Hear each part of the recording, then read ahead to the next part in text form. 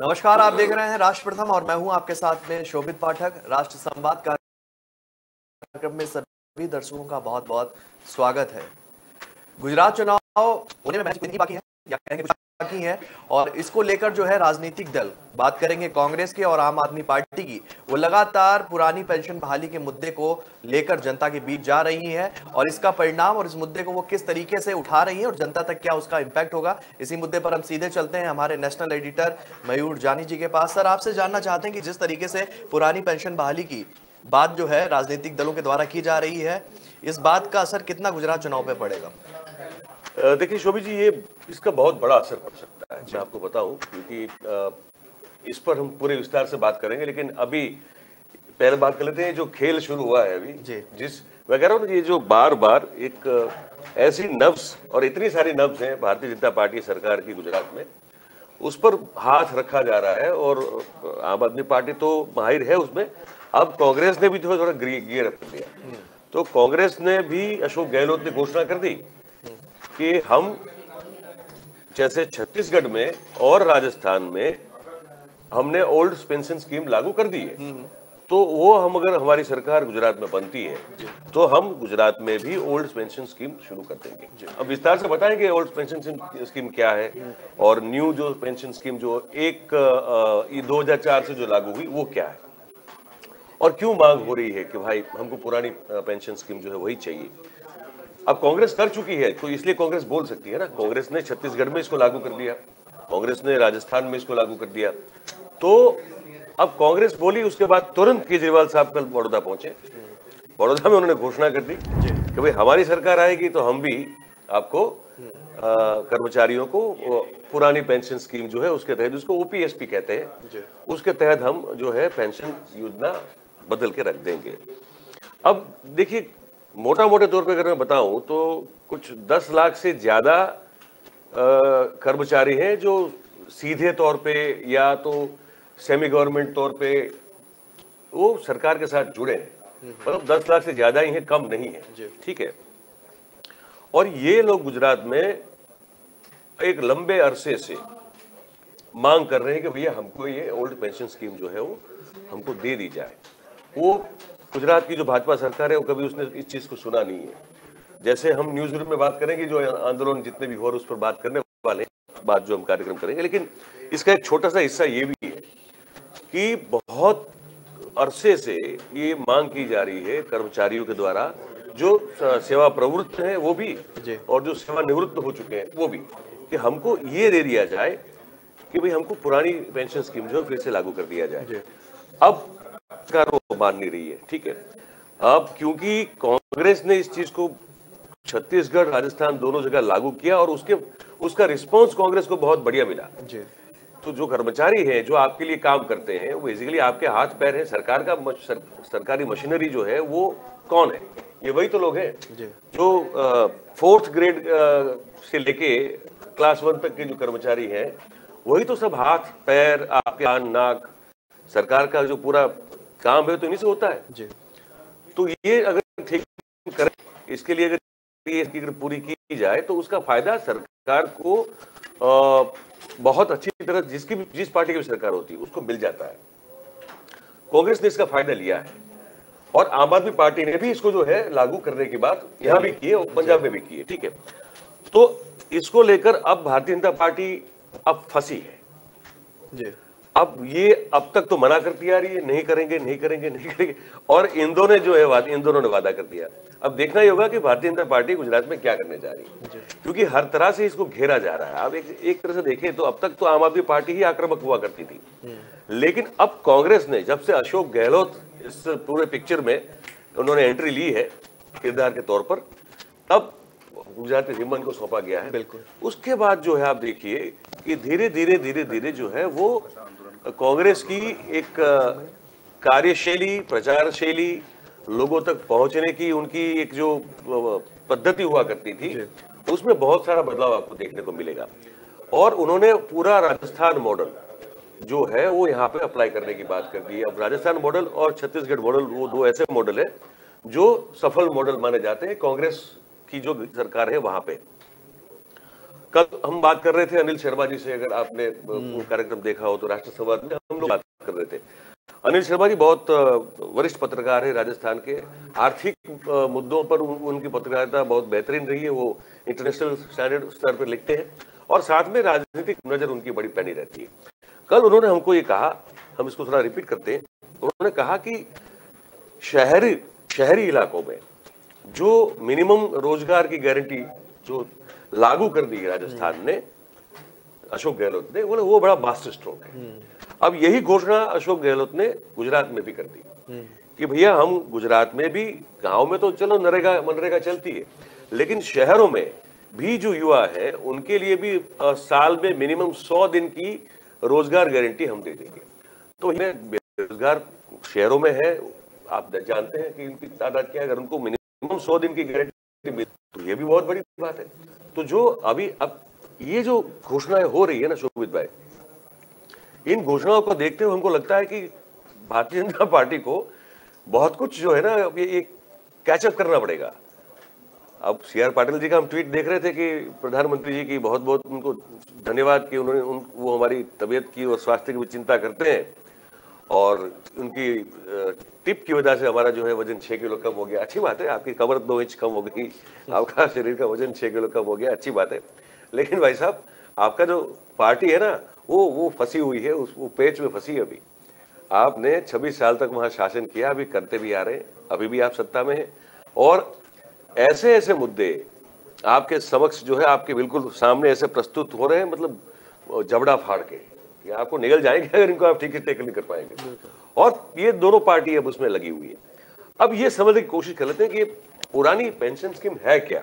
देखिए, ये स्कीम जो है, इसके तहत कर्मचारी जो रिटायरमेंट के वक्त जब रिटायर्ड हो तो कर्मचारी की राशि जो है वो पहले रूप में प्रदान की जाती है। मतलब कि आपका एक लगातार पेंशन चलता रहता है, जो आधा आपको दे दिया गया और आधा रख दिया गया, आपको आप जब तक जीवित है आपको पेंशन उसका मिलता रहेगा।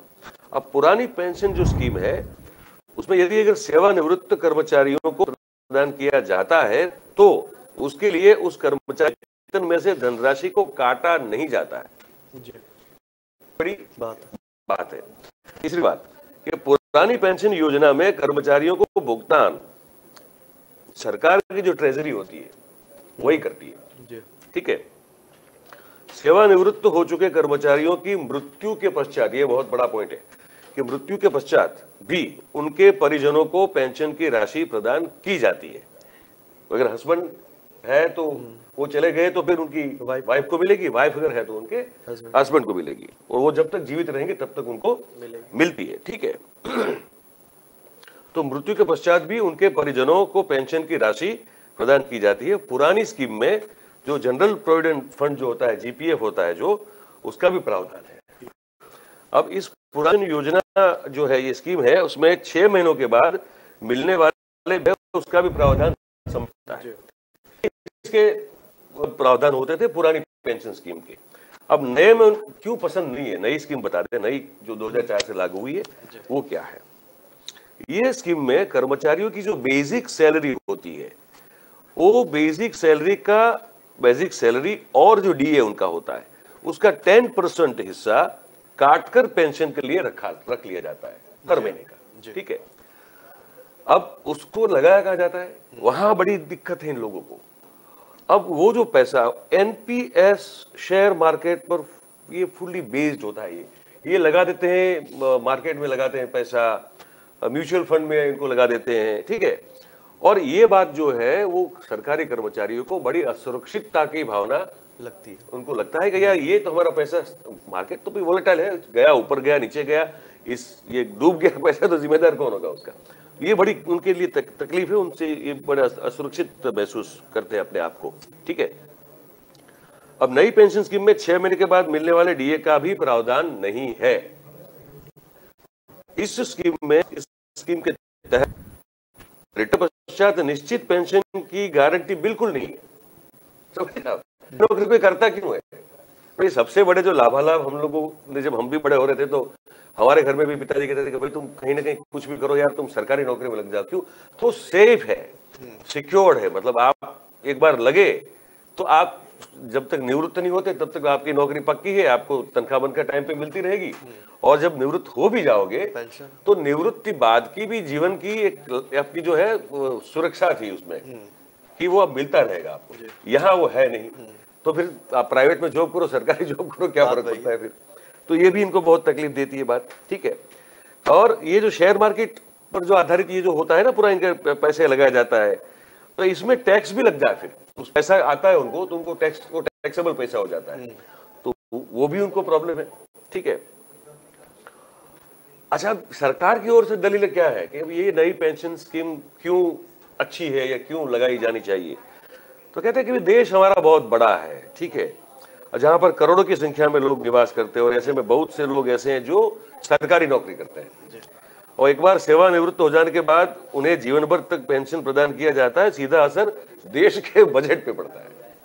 तो बजट पे पड़ता है तो वो नहीं पढ़ना है, मतलब वो नहीं चाहते कि इस तरह का हो। पर इसके अगेंस्ट में जो दलीलें हैं वो ये है कि भाई आप ऐसे बेफिजूल वाहियात किस्म के इतने खर्चे कर रहे हैं बतौर गवर्नमेंट, बिल्कुल, तो वो खर्च नहीं दिख रहा है। और ये खर्च दिख रहा है जो आदमी जीवन भर एक काम करता है, तो बकायदा पेंशन मिलनी चाहिए। तो ये कुल मिला के इनको पैसे देने नहीं है, बस पैसे जहां से हो सके वहां से खींच लेने हैं, ठीक है। तो ये है। अब ऐसे में अगर आप देखिए कि दे देते हैं, तो वादा तो उन्होंने कर दिया है, ठीक है। अब भारतीय जनता पार्टी की गुजरात की सरकार जो है भाई साहब, वो क्या करेगी इसमें, ये बड़ी महत्वपूर्ण बात होगी। लेकिन घेर रहे हैं अच्छी तरह से। और ओल्ड पेंशन स्कीम जो है वो बहुत बड़ा मुद्दा है गुजरात के चुनाव को लेकर, और उसको भुनाने में दोनों पार्टी, कांग्रेस और आप दोनों लगी हुई। शोभित जी, बिल्कुल। तो देखने वाली बात होगी कि इन मुद्दों को किस तरीके से भुना पाती है राजनीतिक दल। ये तो आने वाला समय बताएगा, आने वाला चुनाव बताएगा, उसका परिणाम बताएगा। बढ़ते हैं दूसरे संवाद की तरफ, और उसमें आज कांग्रेस के अध्यक्ष पद के, राष्ट्रीय अध्यक्ष पद के बारे में सर क्या कहेंगे? जिस तरीके से समीकरण बनता बिगड़ता हुआ दिख रहा है, अशोक गहलोत जो है मुख्यतः, उनका नाम जो है प्रमुखता से चल रहा है कि राष्ट्रीय अध्यक्ष पद की कुर्सी पर विराजमान हो सकते हैं। क्या कुछ कहना चाहेंगे? नहीं, उसमें ये आज मुद्दा हमने इसलिए लिया है क्योंकि कुछ हमको समझ में आया, अंदर से कुछ बात हमको पता चली। मेरी कल शाम को किसी से बात हो रही थी, यही दिल्ली में बड़े नेता है कांग्रेस के, और AICC में उनका एक बड़ा ओहदा भी है। उनसे मेरी बात हो रही थी कल शाम को।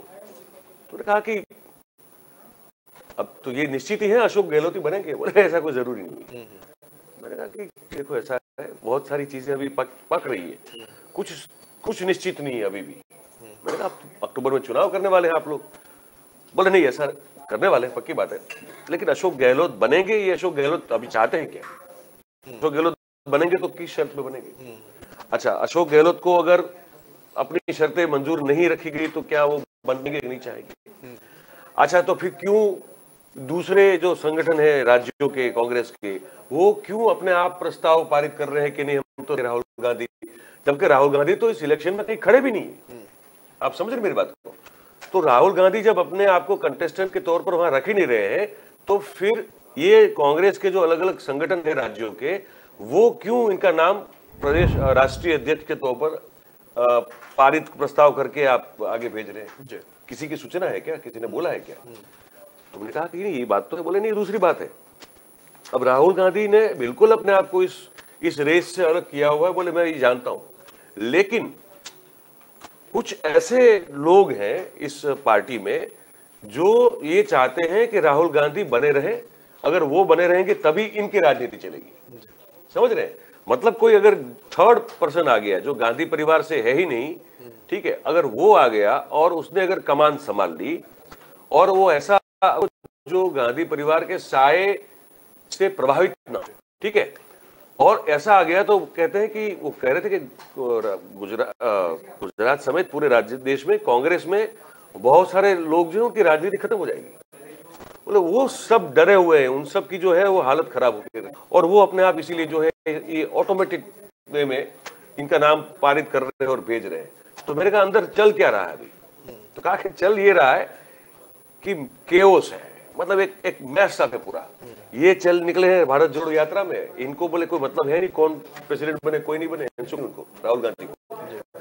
और यहाँ अंदरूनी ऐसी पक रही है कि जो खींचतान हो रही है, कमलनाथ का एक ग्रुप बन रहा है, एक शशि थरूर जो है वो अपने हिसाब से लगे हुए हैं, अशोक गहलोत रिलेक्टेंट है, जो हमारी कल अनिल शर्मा से फिर से उनका जो बात हो रही थी वो भी कह रहे थे कि वो अगर बनेंगे तो बड़े रिलेक्टेंटली बनेंगे, क्योंकि वो है वफादार, वो गांधी के प्रति समर्पित है। और कांग्रेस में आज की तारीख में जो सही अर्थ में बहुत सीनियर आदमी अगर माना जाता है, जिसकी राजनीतिक सूझबूझ इतनी अच्छी इतनी बढ़िया हो, जिसने भारतीय जनता पार्टी के उस ऑपरेशन लोटस को नाकाम कर दिया हो, जो कमलनाथ नहीं कर पाए मध्य प्रदेश में, यहाँ राजस्थान में उन्होंने कर दिया, तो उनकी क्षमता और उनकी काबिलियत को लेकर तो किसी के मन में कोई सवाल है नहीं।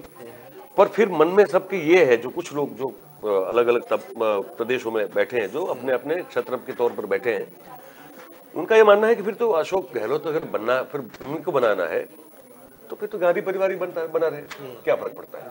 क्योंकि इन सब का ये मानना है कि अशोक गहलोत बने मतलब कि पर्दे के पीछे से या तो आप सोनिया जी का जो है वही चलाएंगी, या जरूरत पड़ने पर राहुल गांधी और प्रियंका गांधी की बात मानी जाएगी।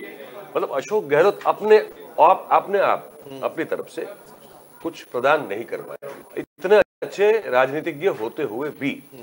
तो इस पर भी बहुत सारी बहस आंतरिक अंदरूनी तौर पर चल रही है।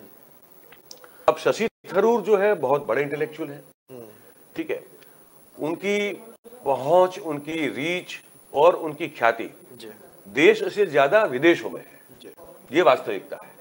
ये उन्होंने जो है वो तो उनकी बदकिस्मती रही कि रेसिज्म कहीं ना कहीं आड़े आ गया, वरना यूएन के सेक्रेटरी जनरल बनते कॉफी अनान के बाद, ये आपको बताया ना, वो स्थिति तक पहुंच गए थे। तो वहां से फिर वापस आए। तो दुनिया में शशि थरूर की एक अपनी साख है, बहुत बड़े हिस्टोरियन है, बहुत बड़े भाषा शास्त्र के जानकार हैं, और ऑब्वियसली प्रबुद्ध तो है ही है। पर क्या ये सब चीजें आपको ग्रास रूट से जोड़ती हैं? सवाल फिर ये बनता है। आपका जो गांव का कार्यकर्ता, आपका ब्लॉक लेवल का कार्यकर्ता, आपका ब्लॉक लेवल का वोटर, अब इतनी मेधावी प्रतिभा जो है उसको क्या आकर्षित करती है, या आपसे उनको दूर कर देती है? क्योंकि बहुत स्मार्ट और ब्रिलियंट लोगों की सबसे बड़ी प्रॉब्लम ये होती है, वो आम लोग से कनेक्ट नहीं कर पाते, वहां उनको फिर असहजता महसूस करते हैं, वो उनके जैसे हो भी नहीं सकते, उनके साथ एक सीधा कनेक्ट खड़ा भी नहीं कर सकते, और ये प्रॉब्लम हमेशा हुई। अब कमलनाथ को भी कमलनाथ भी बताया जा रहा है कि सोच रहे हैं कि शायद वो भी अगर ठीक सब रहा तो वो कंटेस्ट कर सकते हैं। मनीष तिवारी इसमें कहीं नहीं है, मैं बताऊं आपको, बात मुझे तो बताया गया कल हुआ कि वो कहीं इस चित्र में नहीं, लेकिन वो एक he is just throwing his voice, वो अपनी बात पब्लिकली कर रहे हैं, क्योंकि वो काफी नाराज चलते हैं इनसे, अपने कांग्रेस में, तो खास करके गांधी परिवार से। तो वो एक है, लेकिन कमलनाथ के बारे में कहा जा रहा है कि वो सीरियसली हो सकता है शायद वो सोच ले। अब वहां फिर वही है, वो दिग्विजय सिंह और कमलनाथ का जो इक्वेशन है, वो इक्वेशन ये बताया जाता है कि दिग्विजय सिंह राहुल गांधी के बहुत करीबी है, ठीक है। कमलनाथ जो है वो करीबी तो है सोनिया और राहुल दोनों के, लेकिन कमलनाथ के मामले में ये नहीं कहा जाता कि वो, मतलब जैसे अशोक गहलोत वफादार सैनिक माने जाते हैं, वो कमलनाथ का अपना खुद का पॉलिटिक्स है। मतलब सोनिया गांधी जब कुछ भी नहीं थी, तब भी कमलनाथ अपने नाम में एक बहुत बड़ा नाम था। तो वो अपने दमखम पर जो है वो कांग्रेस में अपनी राजनीति को चमका के रखे हुए हैं, तो शायद उतने वफादार न हो। तो क्या अगर कमलनाथ बनते हैं तो क्या उनको फिर जो प्रो गांधी वर्कर्स और नेता है, क्या उनको वो एक्सेप्ट कर पाएंगे? बिल्कुल।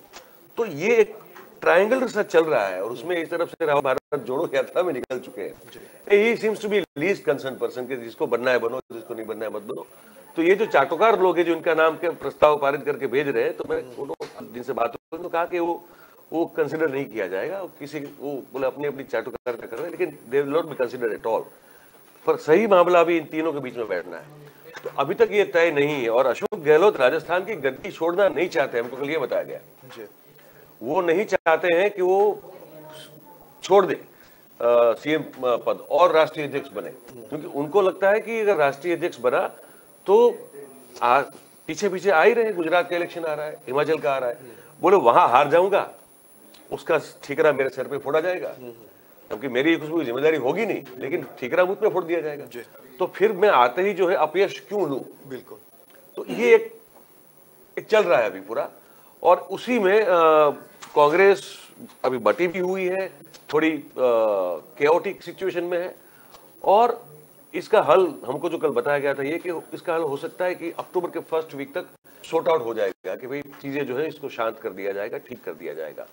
पर अभी तक जो है वो लग रहा है वो यही कि कौन बनेगा कांग्रेस के राष्ट्रीय अध्यक्ष, वो केबीसी वाला खेल है पूरा कि अभी कुछ कह नहीं सकते, कुछ कह नहीं सकते। पर जितना साफ दिख रहा है उतना साफ नहीं है। एक हमको ये भी बताया गया कल कि आप बोले वैसा अशोक गहलोत साहब को जानते नहीं है। मैंने कहा हमने राजस्थान के पॉलिटिक्स तो कवर नहीं किए, तो हम तो कुछ हमारी मुलाकात हुई कुछ बार, हम उनसे मिले हैं, तो हमको इतना समझ में आ रहा है बड़े बड़े मैच्योर लेवल के वो है पॉलिटिशियन। तो कहा कि नहीं भाई, ऐसा है कि वो जो करते हैं ना उसमें अगर वो उसका दायां हाथ कुछ कर रहा है तो बाएं को पता नहीं होता है, और बायां कुछ कर रहा है तो दाएं को पता नहीं होता है। बोले उस तरह की उनकी काम करने की पद्धति है। तो हमने उनको पूछा है, क्यूरियोसिटी हुई, मैंने कहा कि ये सब कहा तो जाता है, क्या ये हो सकता है कि अगर वो बन जाए राष्ट्रीय अध्यक्ष और सोनिया गांधी की या गांधी परिवार की अपेक्षा हो कि ये एक शेडो गवर्नमेंट चलाएंगे विद इन द पार्टी, बोले अगर ये लोग ये मान के चलते हैं तो बोले बहुत गलत सोच है। अगर इन्होंने स्वीकार कर राष्ट्रीय अध्यक्ष बनना, तो बोले मयूर जी ऐसा है कि आप फिर ये समझ लो कि नहीं साहब से ही चलाएंगे चीजों को। वो सोनिया गांधी जी या राहुल गांधी जी या वो अपने हिसाब से कह रहे थे, बोले ये सो जितने भी जी लगाना पड़ता है हम सबको, बोले वो जी फिर ले जाएंगे बस। फिर अगर ये बन गए, अगर उन्होंने मान लिया कि मैं बन जाऊंगा, तो वैसा वो फिर किसी के पर नहीं चलेंगे, फिर वो अपने कहने पे चलेंगे। तो ये भी एक बड़ी रोचक बात हमको मिली। तो कुल मिला के जो मामला है वो तो अब आ रहा है कि अभी तक तय नहीं है कुछ भी, अक्टूबर तक पहले सप्ताह तक कुछ तय हो जाना चाहिए, और उसके बाद मुझे लगे काफी कुछ जो है वो क्लियर एंड ट्रांसपेरेंट हो दिखाई देगा। अब देखने वाली बात ये होगी अक्टूबर में कांग्रेस का जो राष्ट्रीय अध्यक्ष पद का रथ वो कितना आगे बढ़ता हुआ दिखाई देगा, ये भी आने वाला समय ही बताएगा।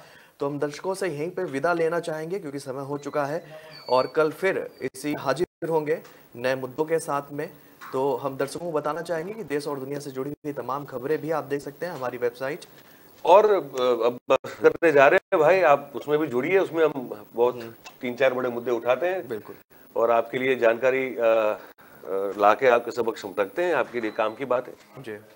तो बिल्कुल दुनिया से जुड़ी हुई तमाम खबरों को आप हमारी वेबसाइट का भी प्रयोग कर सकते हैं, और उसका पता है कि www